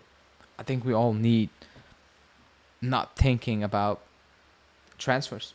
You know, on Monday, I don't want to think about transfers. I just want to think about that Como game, you know, and play that Como game and react to that Como game and win that Como game, and that's it. You know, I don't want to go on Monday, wake up and reading 1,000 updates on Cope Miners and Gonzalez and Kalulu and Conceição. I don't want to do that. On Monday, I just want to think about Como, and that's it. You know, because it's been a very long transfer window and a very frustrating transfer window. So that being said, let's wait and see. You will probably get some news updates tomorrow because right now you cannot take a day off. Every team gets their replacements and side of the domino besides Juve. Giuntoli's weak. Lookman would have been a stronger option for Juve than Gonzalez. Yeah, imagine asking Atalanta for Lookman and Coop Miners. That's crazy, you know. But Lookman, again, I spoke about Lookman in the past. I like him, but I think for me, he's a hot and cold player where like when he's hot, he's hot. When he's cold, it's frustrating. But he's a good player. He's a good player, but definitely... Excuse me. If we struggle to sign Cope Miners, then, yeah, man. Like, imagine going to Atalanta and be like, we want Cope Miners. Oh, by the way, also Lookman. Like... That's insane. That's insane. They will probably ask for us to build their stadium in return. Because with Gonzalez, again, like output, creating stuff, he's not that type of guy. You know, when we were linked with Edwards, I was like, man, I like that. I don't know the downside with Edwards. I get it. But he's a real creator. You know, even Conceição is a creator who has big margins to improve. Nico Gonzalez is not a creator. He's just a very steady player, and that's it. That's it, you know? Gonzalez better than Kostic. I agree. You know, Kostic is a one-trick pony right now, so I agree. But you also do not need to expect crazy things from Gonzalez if he comes in. Okay, you're back. Predictions. Thank you, sir. So, okay. I'm just going to say it again. I am a pessimist by nature when it comes to this club. If anybody follows my channel, you can probably go and see me predict us to come fourth. I'm talking from Spalletti. From when Spalletti started, that's when I started Oh, into okay, worldwide. okay. I predicted fourth, third under Conte. We got second for the first year. Second under Conte. Sorry. Third under Conte, where we got second the first season with him. Second under Conte, where we won the Scudetto. Then I predicted second for Inzaghi's first season, which we got. Then I predicted fourth for Inzaghi's second season. I think we got second. Last year, I predicted you guys to win the Scudetto because PTSD, Allegri, 38 games. But then it got to about December, and I started seeing the form, and I'm like, no, it's a ticking time bomb. And you were the only, let me just say, you were the only Juve content creator that saw the ticking time bomb before it went off, and that's what gave me faith last season that we were going to win the league. This season, Alejandro, like I said, I would be stupid, daft, lying, and everyone would call my bluff if I said Inter are not going to win the Scudetto this season, because it doesn't make sense to say anything other than that. Inter will win the Scudetto this season, and if they don't, that's okay, because I still need to say it. I'm an Inter fan. We pissed it last season. We still have the best squad. I have every right to sit here with chest, the same way you guys did for 10 years, to say we will be champions again. Number 21 has to stay in the black and blue side of Milan, or else the season is a failure. And that's why I'm similar to you. I will not backtrack on that once throughout this season. Keep that trophy shining. Keep this temporary dominance that we have. Football comes in cycles. Inter's cycles are not as long as Juve's. We know that. We acknowledge it. We're here for a good time, not a long time. So let's try and enjoy it as much as possible. I have to say, we have to win it, bro. Yeah, you will win it. And people, I'll do my prediction with Julian as always after the window closes. But it's not a giveaway. I think you will win the league. I don't think anyone's expecting us to win the league. It is what it is. That's the fair thing. You're gonna win the league. I don't even need to explain that. It's just a given. Like, we were dominating. Everybody was going into the season saying, yeah, Juve are gonna win the league. Like, yep, it's automatic basically. That's, if you win it, you win it. The only way somebody's not saying the team that won it before is not gonna win it again was probably when Leicester won the league. Nobody was gonna say the second season they're doing it again. But in this case, you're doing it again. So that's that. You can give your top four. I will keep it a bit of a secret still, But yep. Do you think there is a surprise in that top four besides the traditional clubs, Inter, Juve, Milan? Those are the traditional three. Is there going to be a surprise? As a prior to the Scamacca injury and the because they have another bad injury as well, don't they? I forget who it is. Look, I forget who it is, but Atalanta have another bad injury. I'm not. Scalvini. Scalvini is not in a good shape whatsoever. And now losing Kurt Miners, that's a very large chunk out of that team. A very large chunk. The sort of chunk where, yeah, you trust Gasperini to plug it, but you can't trust it to make a title run. And now it's a top 4/5 fifth, sixth season for Atalanta. They were going to be more. That's what I think. Yeah, I really, really do. I don't think they're going to. I think they're going to be up there. I hope you're right. I hope they do snake one of Milan or Juve for a spot, because all eyes for me this season are on us winning the title and one of my big rivals having a real season where you end up like outside of the top four. That's my mission. And I guess Atalanta or Napoli are the only teams that are going to snake one of those spots. Roma not? For you, Roma not up there? Because a I lot of forget, people I are don't high know. on Roma. You forgot. Yeah, I know, but one of the truest sentences that was floating in your chat, it just flew randomly in there and then was off the screen quickly, was people always talk like this and Roma then go and end up finishing sixth. And I just chuckled to myself and I go, those are the Roman sides to a T, Roma and Lazio. So, but at the same time, the gap is there to be bridged this season. That's what you're saying. And that's what I would have to agree with. Milan and Juve have to finish in the top four. They have to. We can't even sit here and say that they can't. And because of that, I think history will get the better of everything. And Juve and Milan will finish second and third, respectively, although maybe Napoli could sneak into third. Napoli need more to challenge for the title. They just need one or two more pieces. I know they've only got 38 games, but I just can't see them challenging for the league, man. So no, top four, top four. I'd have to go. It's gonna have to be Juve, Milan, one of Napoli or Roma, I would say the more likely of Milan and Juve to drop out of the top four is Milan, though. I can Ooh, just see.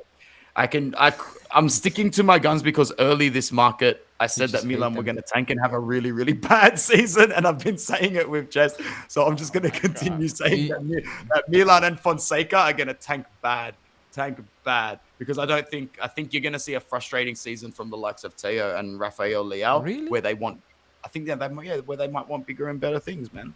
I mean, if you look at them squad, yeah, Calabria and You're high on Tomori. you're high on everyone. You're high on everyone but Juve, my bro. No, no, I like, uh, no, no. I like. I will keep my prediction secret for now because Mm. you know, I still need to see if we don't sign 4 players. Then yeah, I mean, my prediction would look weird.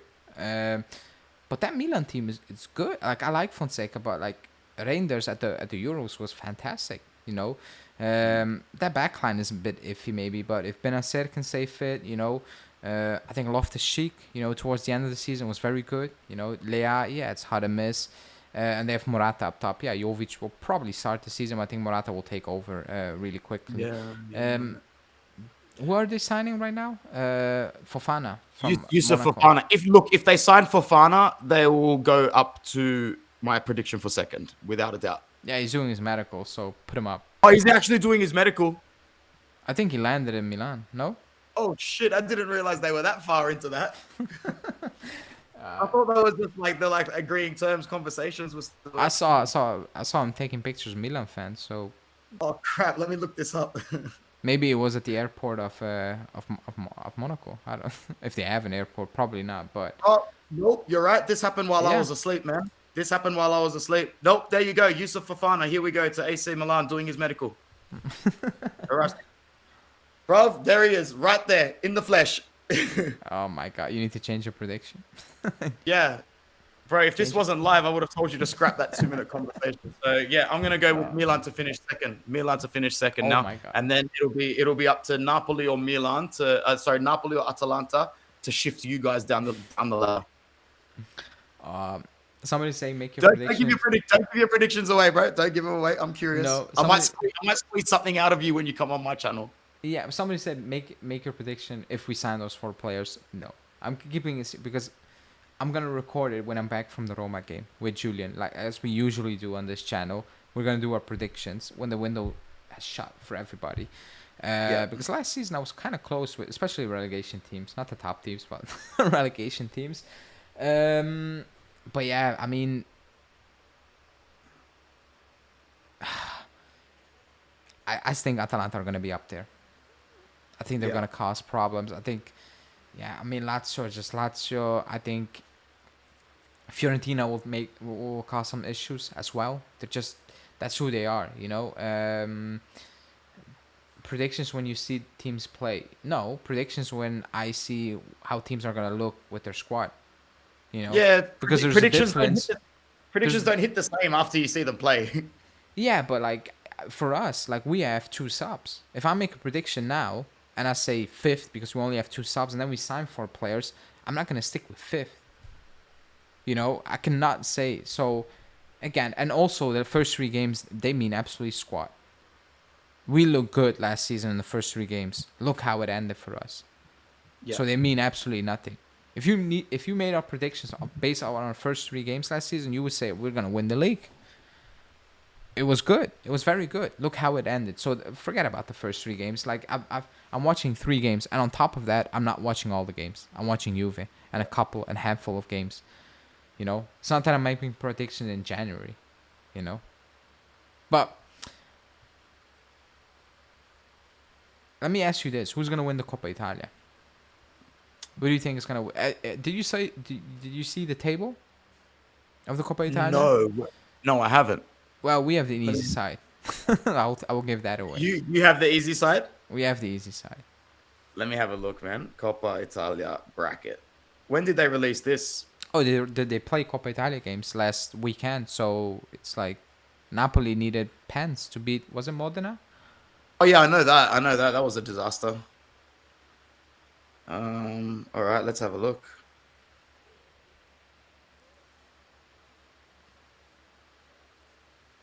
Oh yeah, you have a pretty easy bracket. Who do we have So on are our you side? playing? I think you're gonna play the winner of Cagliari and Cremonese Yeah, in the. on the bottom. Do we all go like we all go like straight to a round of 16? Hey, we barely have games to play. Yeah, we do. Inter's going. Is it Fiorentina on our side? That's it. This website is horrible for a bracket view. That's not even a bracket. Sorry. Um, Yes, yeah, I know. Fiorentina's on. I know you need to beat every game, but this like, I'm not like if you're not playing Inter and those teams, and you have the easy side. You know, you still need to beat them, but it's the easy side. Like you cannot hide it. England had the easy side. You still need to beat those Yeah. teams, but it was the easiest side if you look at the other side. So, um, I will give that away because that's not gonna be part of my prediction. I think we will win it again. I think we will win it again. I think we will win it Sorry, again. I'm just really in depth on the bracket. Yeah, yeah. It's gonna be the hardest team you can face. Yeah, you'll come up against Fiorentina for sure, and then you'll go. But yeah, you're making it to the final. You'll make it to the final in the Coppa We Italia. should be. I saw the bracket. You should. You should. Like that's the goal, and we should be winning it. Yeah, there you go. So your side is Fiorentina, Bologna, and Atalanta. So I'm picking you guys to get through in that side as well. We didn't win it last year. You know what, bro? I'm gonna pick us to win the Coppa Italia this season. Actually, I'm looking like I want that final. I'm not gonna lie. Did you like it? Like you liked winning it last season? What was it? I liked winning it. I'm not gonna lie. After that season, it felt like a relief. I enjoy winning it. I'm one of those fans that thinks it's an underrated feeling. It's I know a No, lot I of like fans who I like it. I've always liked it. You know what I don't like is a Super Copa. It's if you I win hate it. it more now. I hate it more now that it's middle of the season, and I hate it more now that it's played in Saudi Arabia. It can't get any worse, know- bro. It doubles down on its shitness every season. Oh, it will get worse. It's 4 teams, and you need to play for third place as well. Yeah. Fuck. You know what they're gonna start doing at the end of that thing? You know, in the preseason with the English teams, Just even if the pens. game doesn't Yeah. end, it doesn't end in a tie. It's pens. That'll be the Super Copa, bro. Like if we win the Super Copa or lose, I'm like, yeah. Like, if we play Yeah. you, I want to beat you. But Yeah, I'm not gonna gloat over a Super Copa. I'm sorry. Like that was supposed to be a preseason warm-up game, and I don't know what they turned it into. Like it's a cup competition now with no sense. Like it makes no sense. Mid-season, we're playing it, and I'm like, why? Like you guys See- were playing it last season. I was like, are people actually watching this? So the fact that you basically start the Coppa Italia at the quarterfinals, as we see here, the Super Coppa is like half as long as the Coppa Italia. What the fuck? It's half as long, man. For us, it is. Especially if you, yeah, it is. It is. It's oh my god. Like Spain invented at first, you know, with 4 teams. Italy took it. I don't know. Oh my god. Even last season, who was it playing? Was it Lazio And Serie A Napoli? and Serie A still in the shit financially. They can't catch a break. Oh, yeah, actually- last season it was Napoli, Lazio, and You guys. Fiorentina, I think. How are you gonna sell that abroad? Like, let's be completely honest. Bro, it was awful. I think even journalists asked where's Milan? Where's Juve? Like, sorry, Oh yeah, I guys, saw this that. Yeah, I mean, This is Jesus. the- Like is the format. play that in it, but whatever. You know, it's peanuts what they get actually, and they didn't even sell their broadcasting. Like, oh, Serie A is a hot mess. The broadcasting is a whole different Actually, thing. if in you every look at country. Serie A in general, it's actually bad. Like we are starting the season with no sponsor. Yeah. Like, Yeah, you don't have a shirt sponsor yet. What's the go with that? I don't know. Like I bought my jersey without a sponsor, so I'm happy. Yeah. It's clean. It's beautiful, but we don't have a sponsor. Like it's so typical of Serie A. It's just we'll figure it out on the fly. Like, oh my god. This So league- wait, aren't you guys missing out on some major revenue by not having a for shirt sure. sponsor then? For sure. Last time it was Jeep was the last one, right? Yeah, but Jeep is like it's them.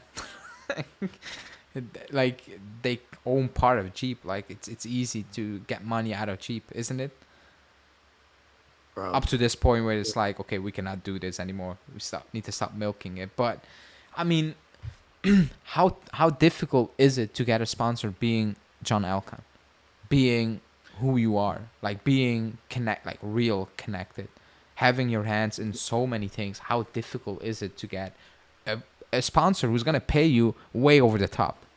Like just way over the top.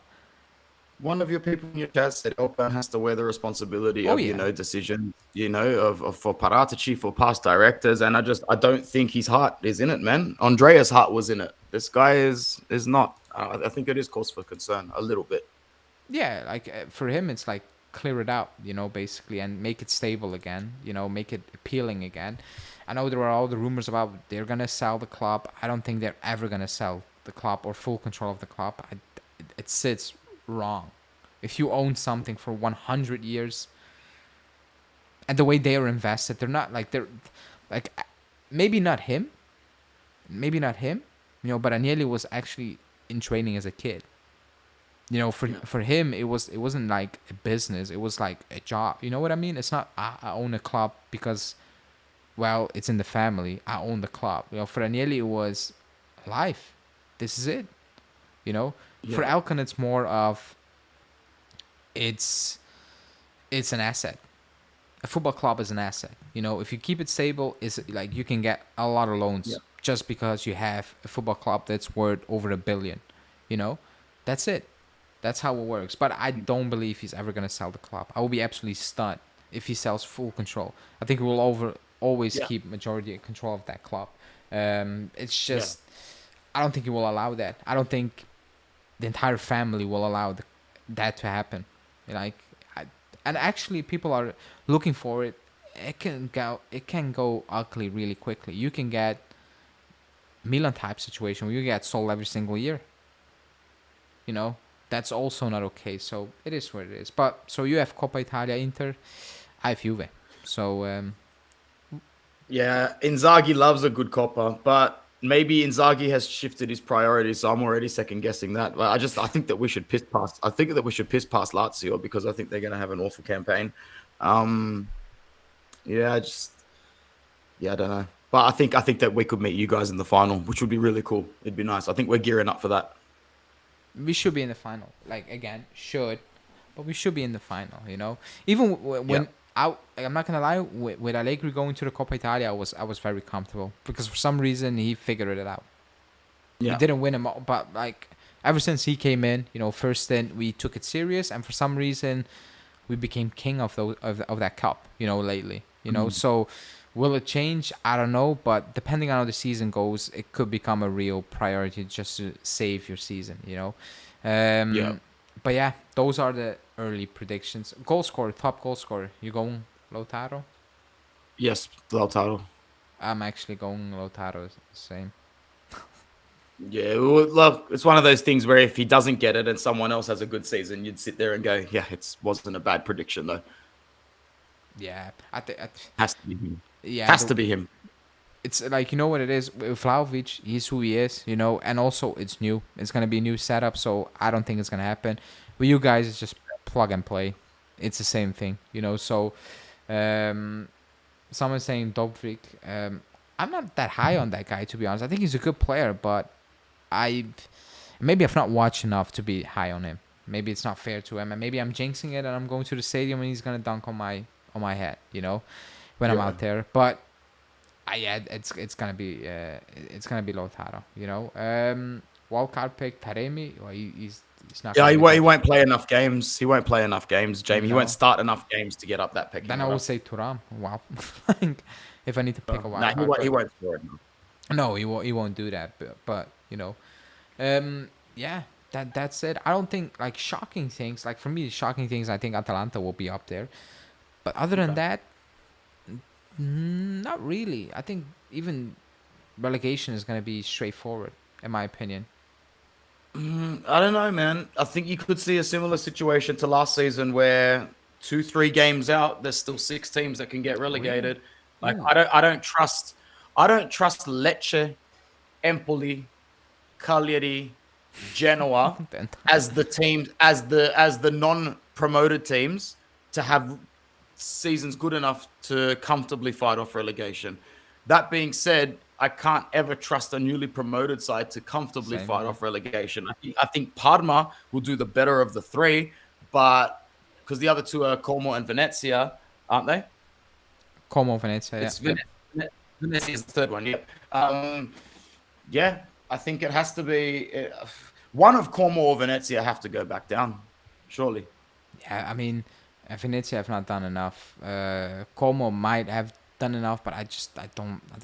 I watched him play last season, and yeah, I mean, and yeah, Parma. It's the same thing with Parma. You know, I don't think.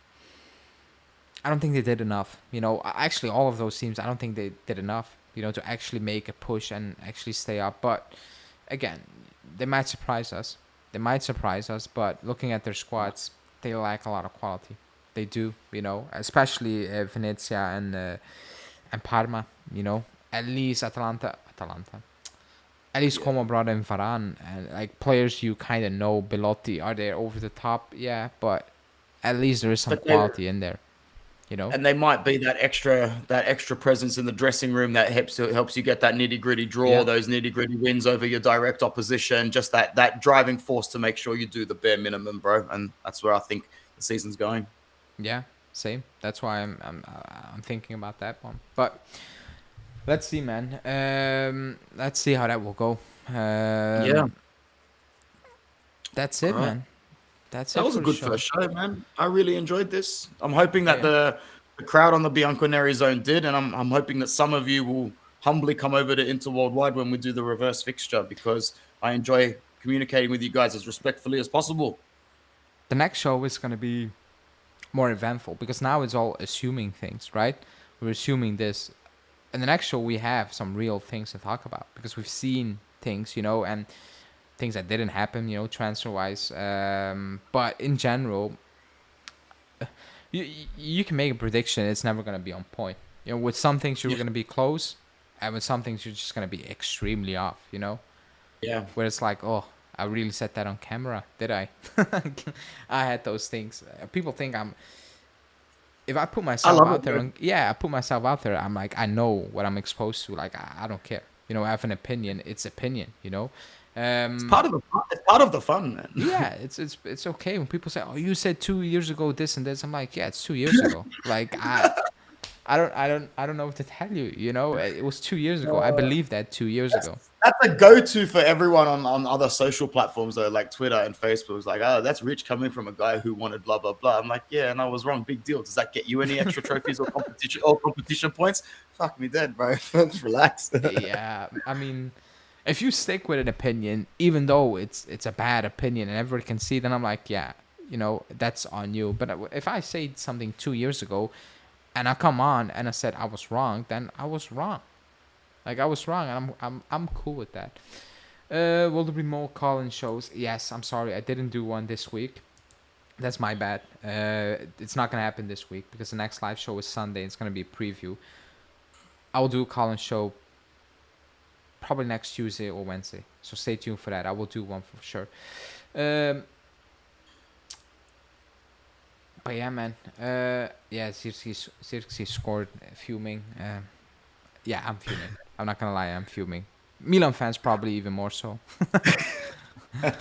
They probably are absolutely fuming right now. Yeah, for sure. I saw, if I don't know, probably not now, but I saw the when he scored, the menu put out a tweet. Now you're probably not gonna find those comments again, but there were Milan fans saying, "Oh, he's actually not that good," and I'm like, just give it a rest. You didn't want to pay the agent fee. It is what it is, you know. Yeah, it is what it is. Just You deal with got it. priced out. Yeah, he wanted to join you, Manchester but United, man. What are you gonna do? yeah. Somebody's saying seriously won't score for another 5 games now. Those are the things Milan fans were commenting under the comment. Yep, It's just exactly. let it go. He plays for Manu. It is what it is. But yeah, man, we're gonna wrap this one up, people. Appreciate everybody who joined and stick for almost 2 hours. That's probably, well, the last time I did 2 hours is probably a year or two ago. Like I usually don't do that. So very good show. If you haven't liked the video, like. Also subscribe to Interworldwide, Anthony's channel. Link for that in the title. You just need to click it, you know, and you can subscribe because the next show is gonna be on Anthony's channel. We're trying to do this twice a week. No, that's a lie. Twice a month. But because this is mid-month, it's probably not going to be twice a month. But we will see. But the next show is going to be on Anthony's channel. I will put it out. I'll tweet it out so everybody know in advance that the live is going to kick off on his channel. So don't worry. But Anthony, thanks for coming on. Thanks for taking time off, 2 hours almost. And can't wait for the next one. Bro, it was an absolute pleasure. I can't wait for the next one and all the other collabs that we do this season because it's going to be a good season. We're going to find a lot of enjoyment out of it. I know that we will. So thank you to everyone in the chat. That was awesome. I look forward to seeing some of the names come through next time on Inter Worldwide. Yeah, that's it, people. Have a good night or morning for some of you. Ciao.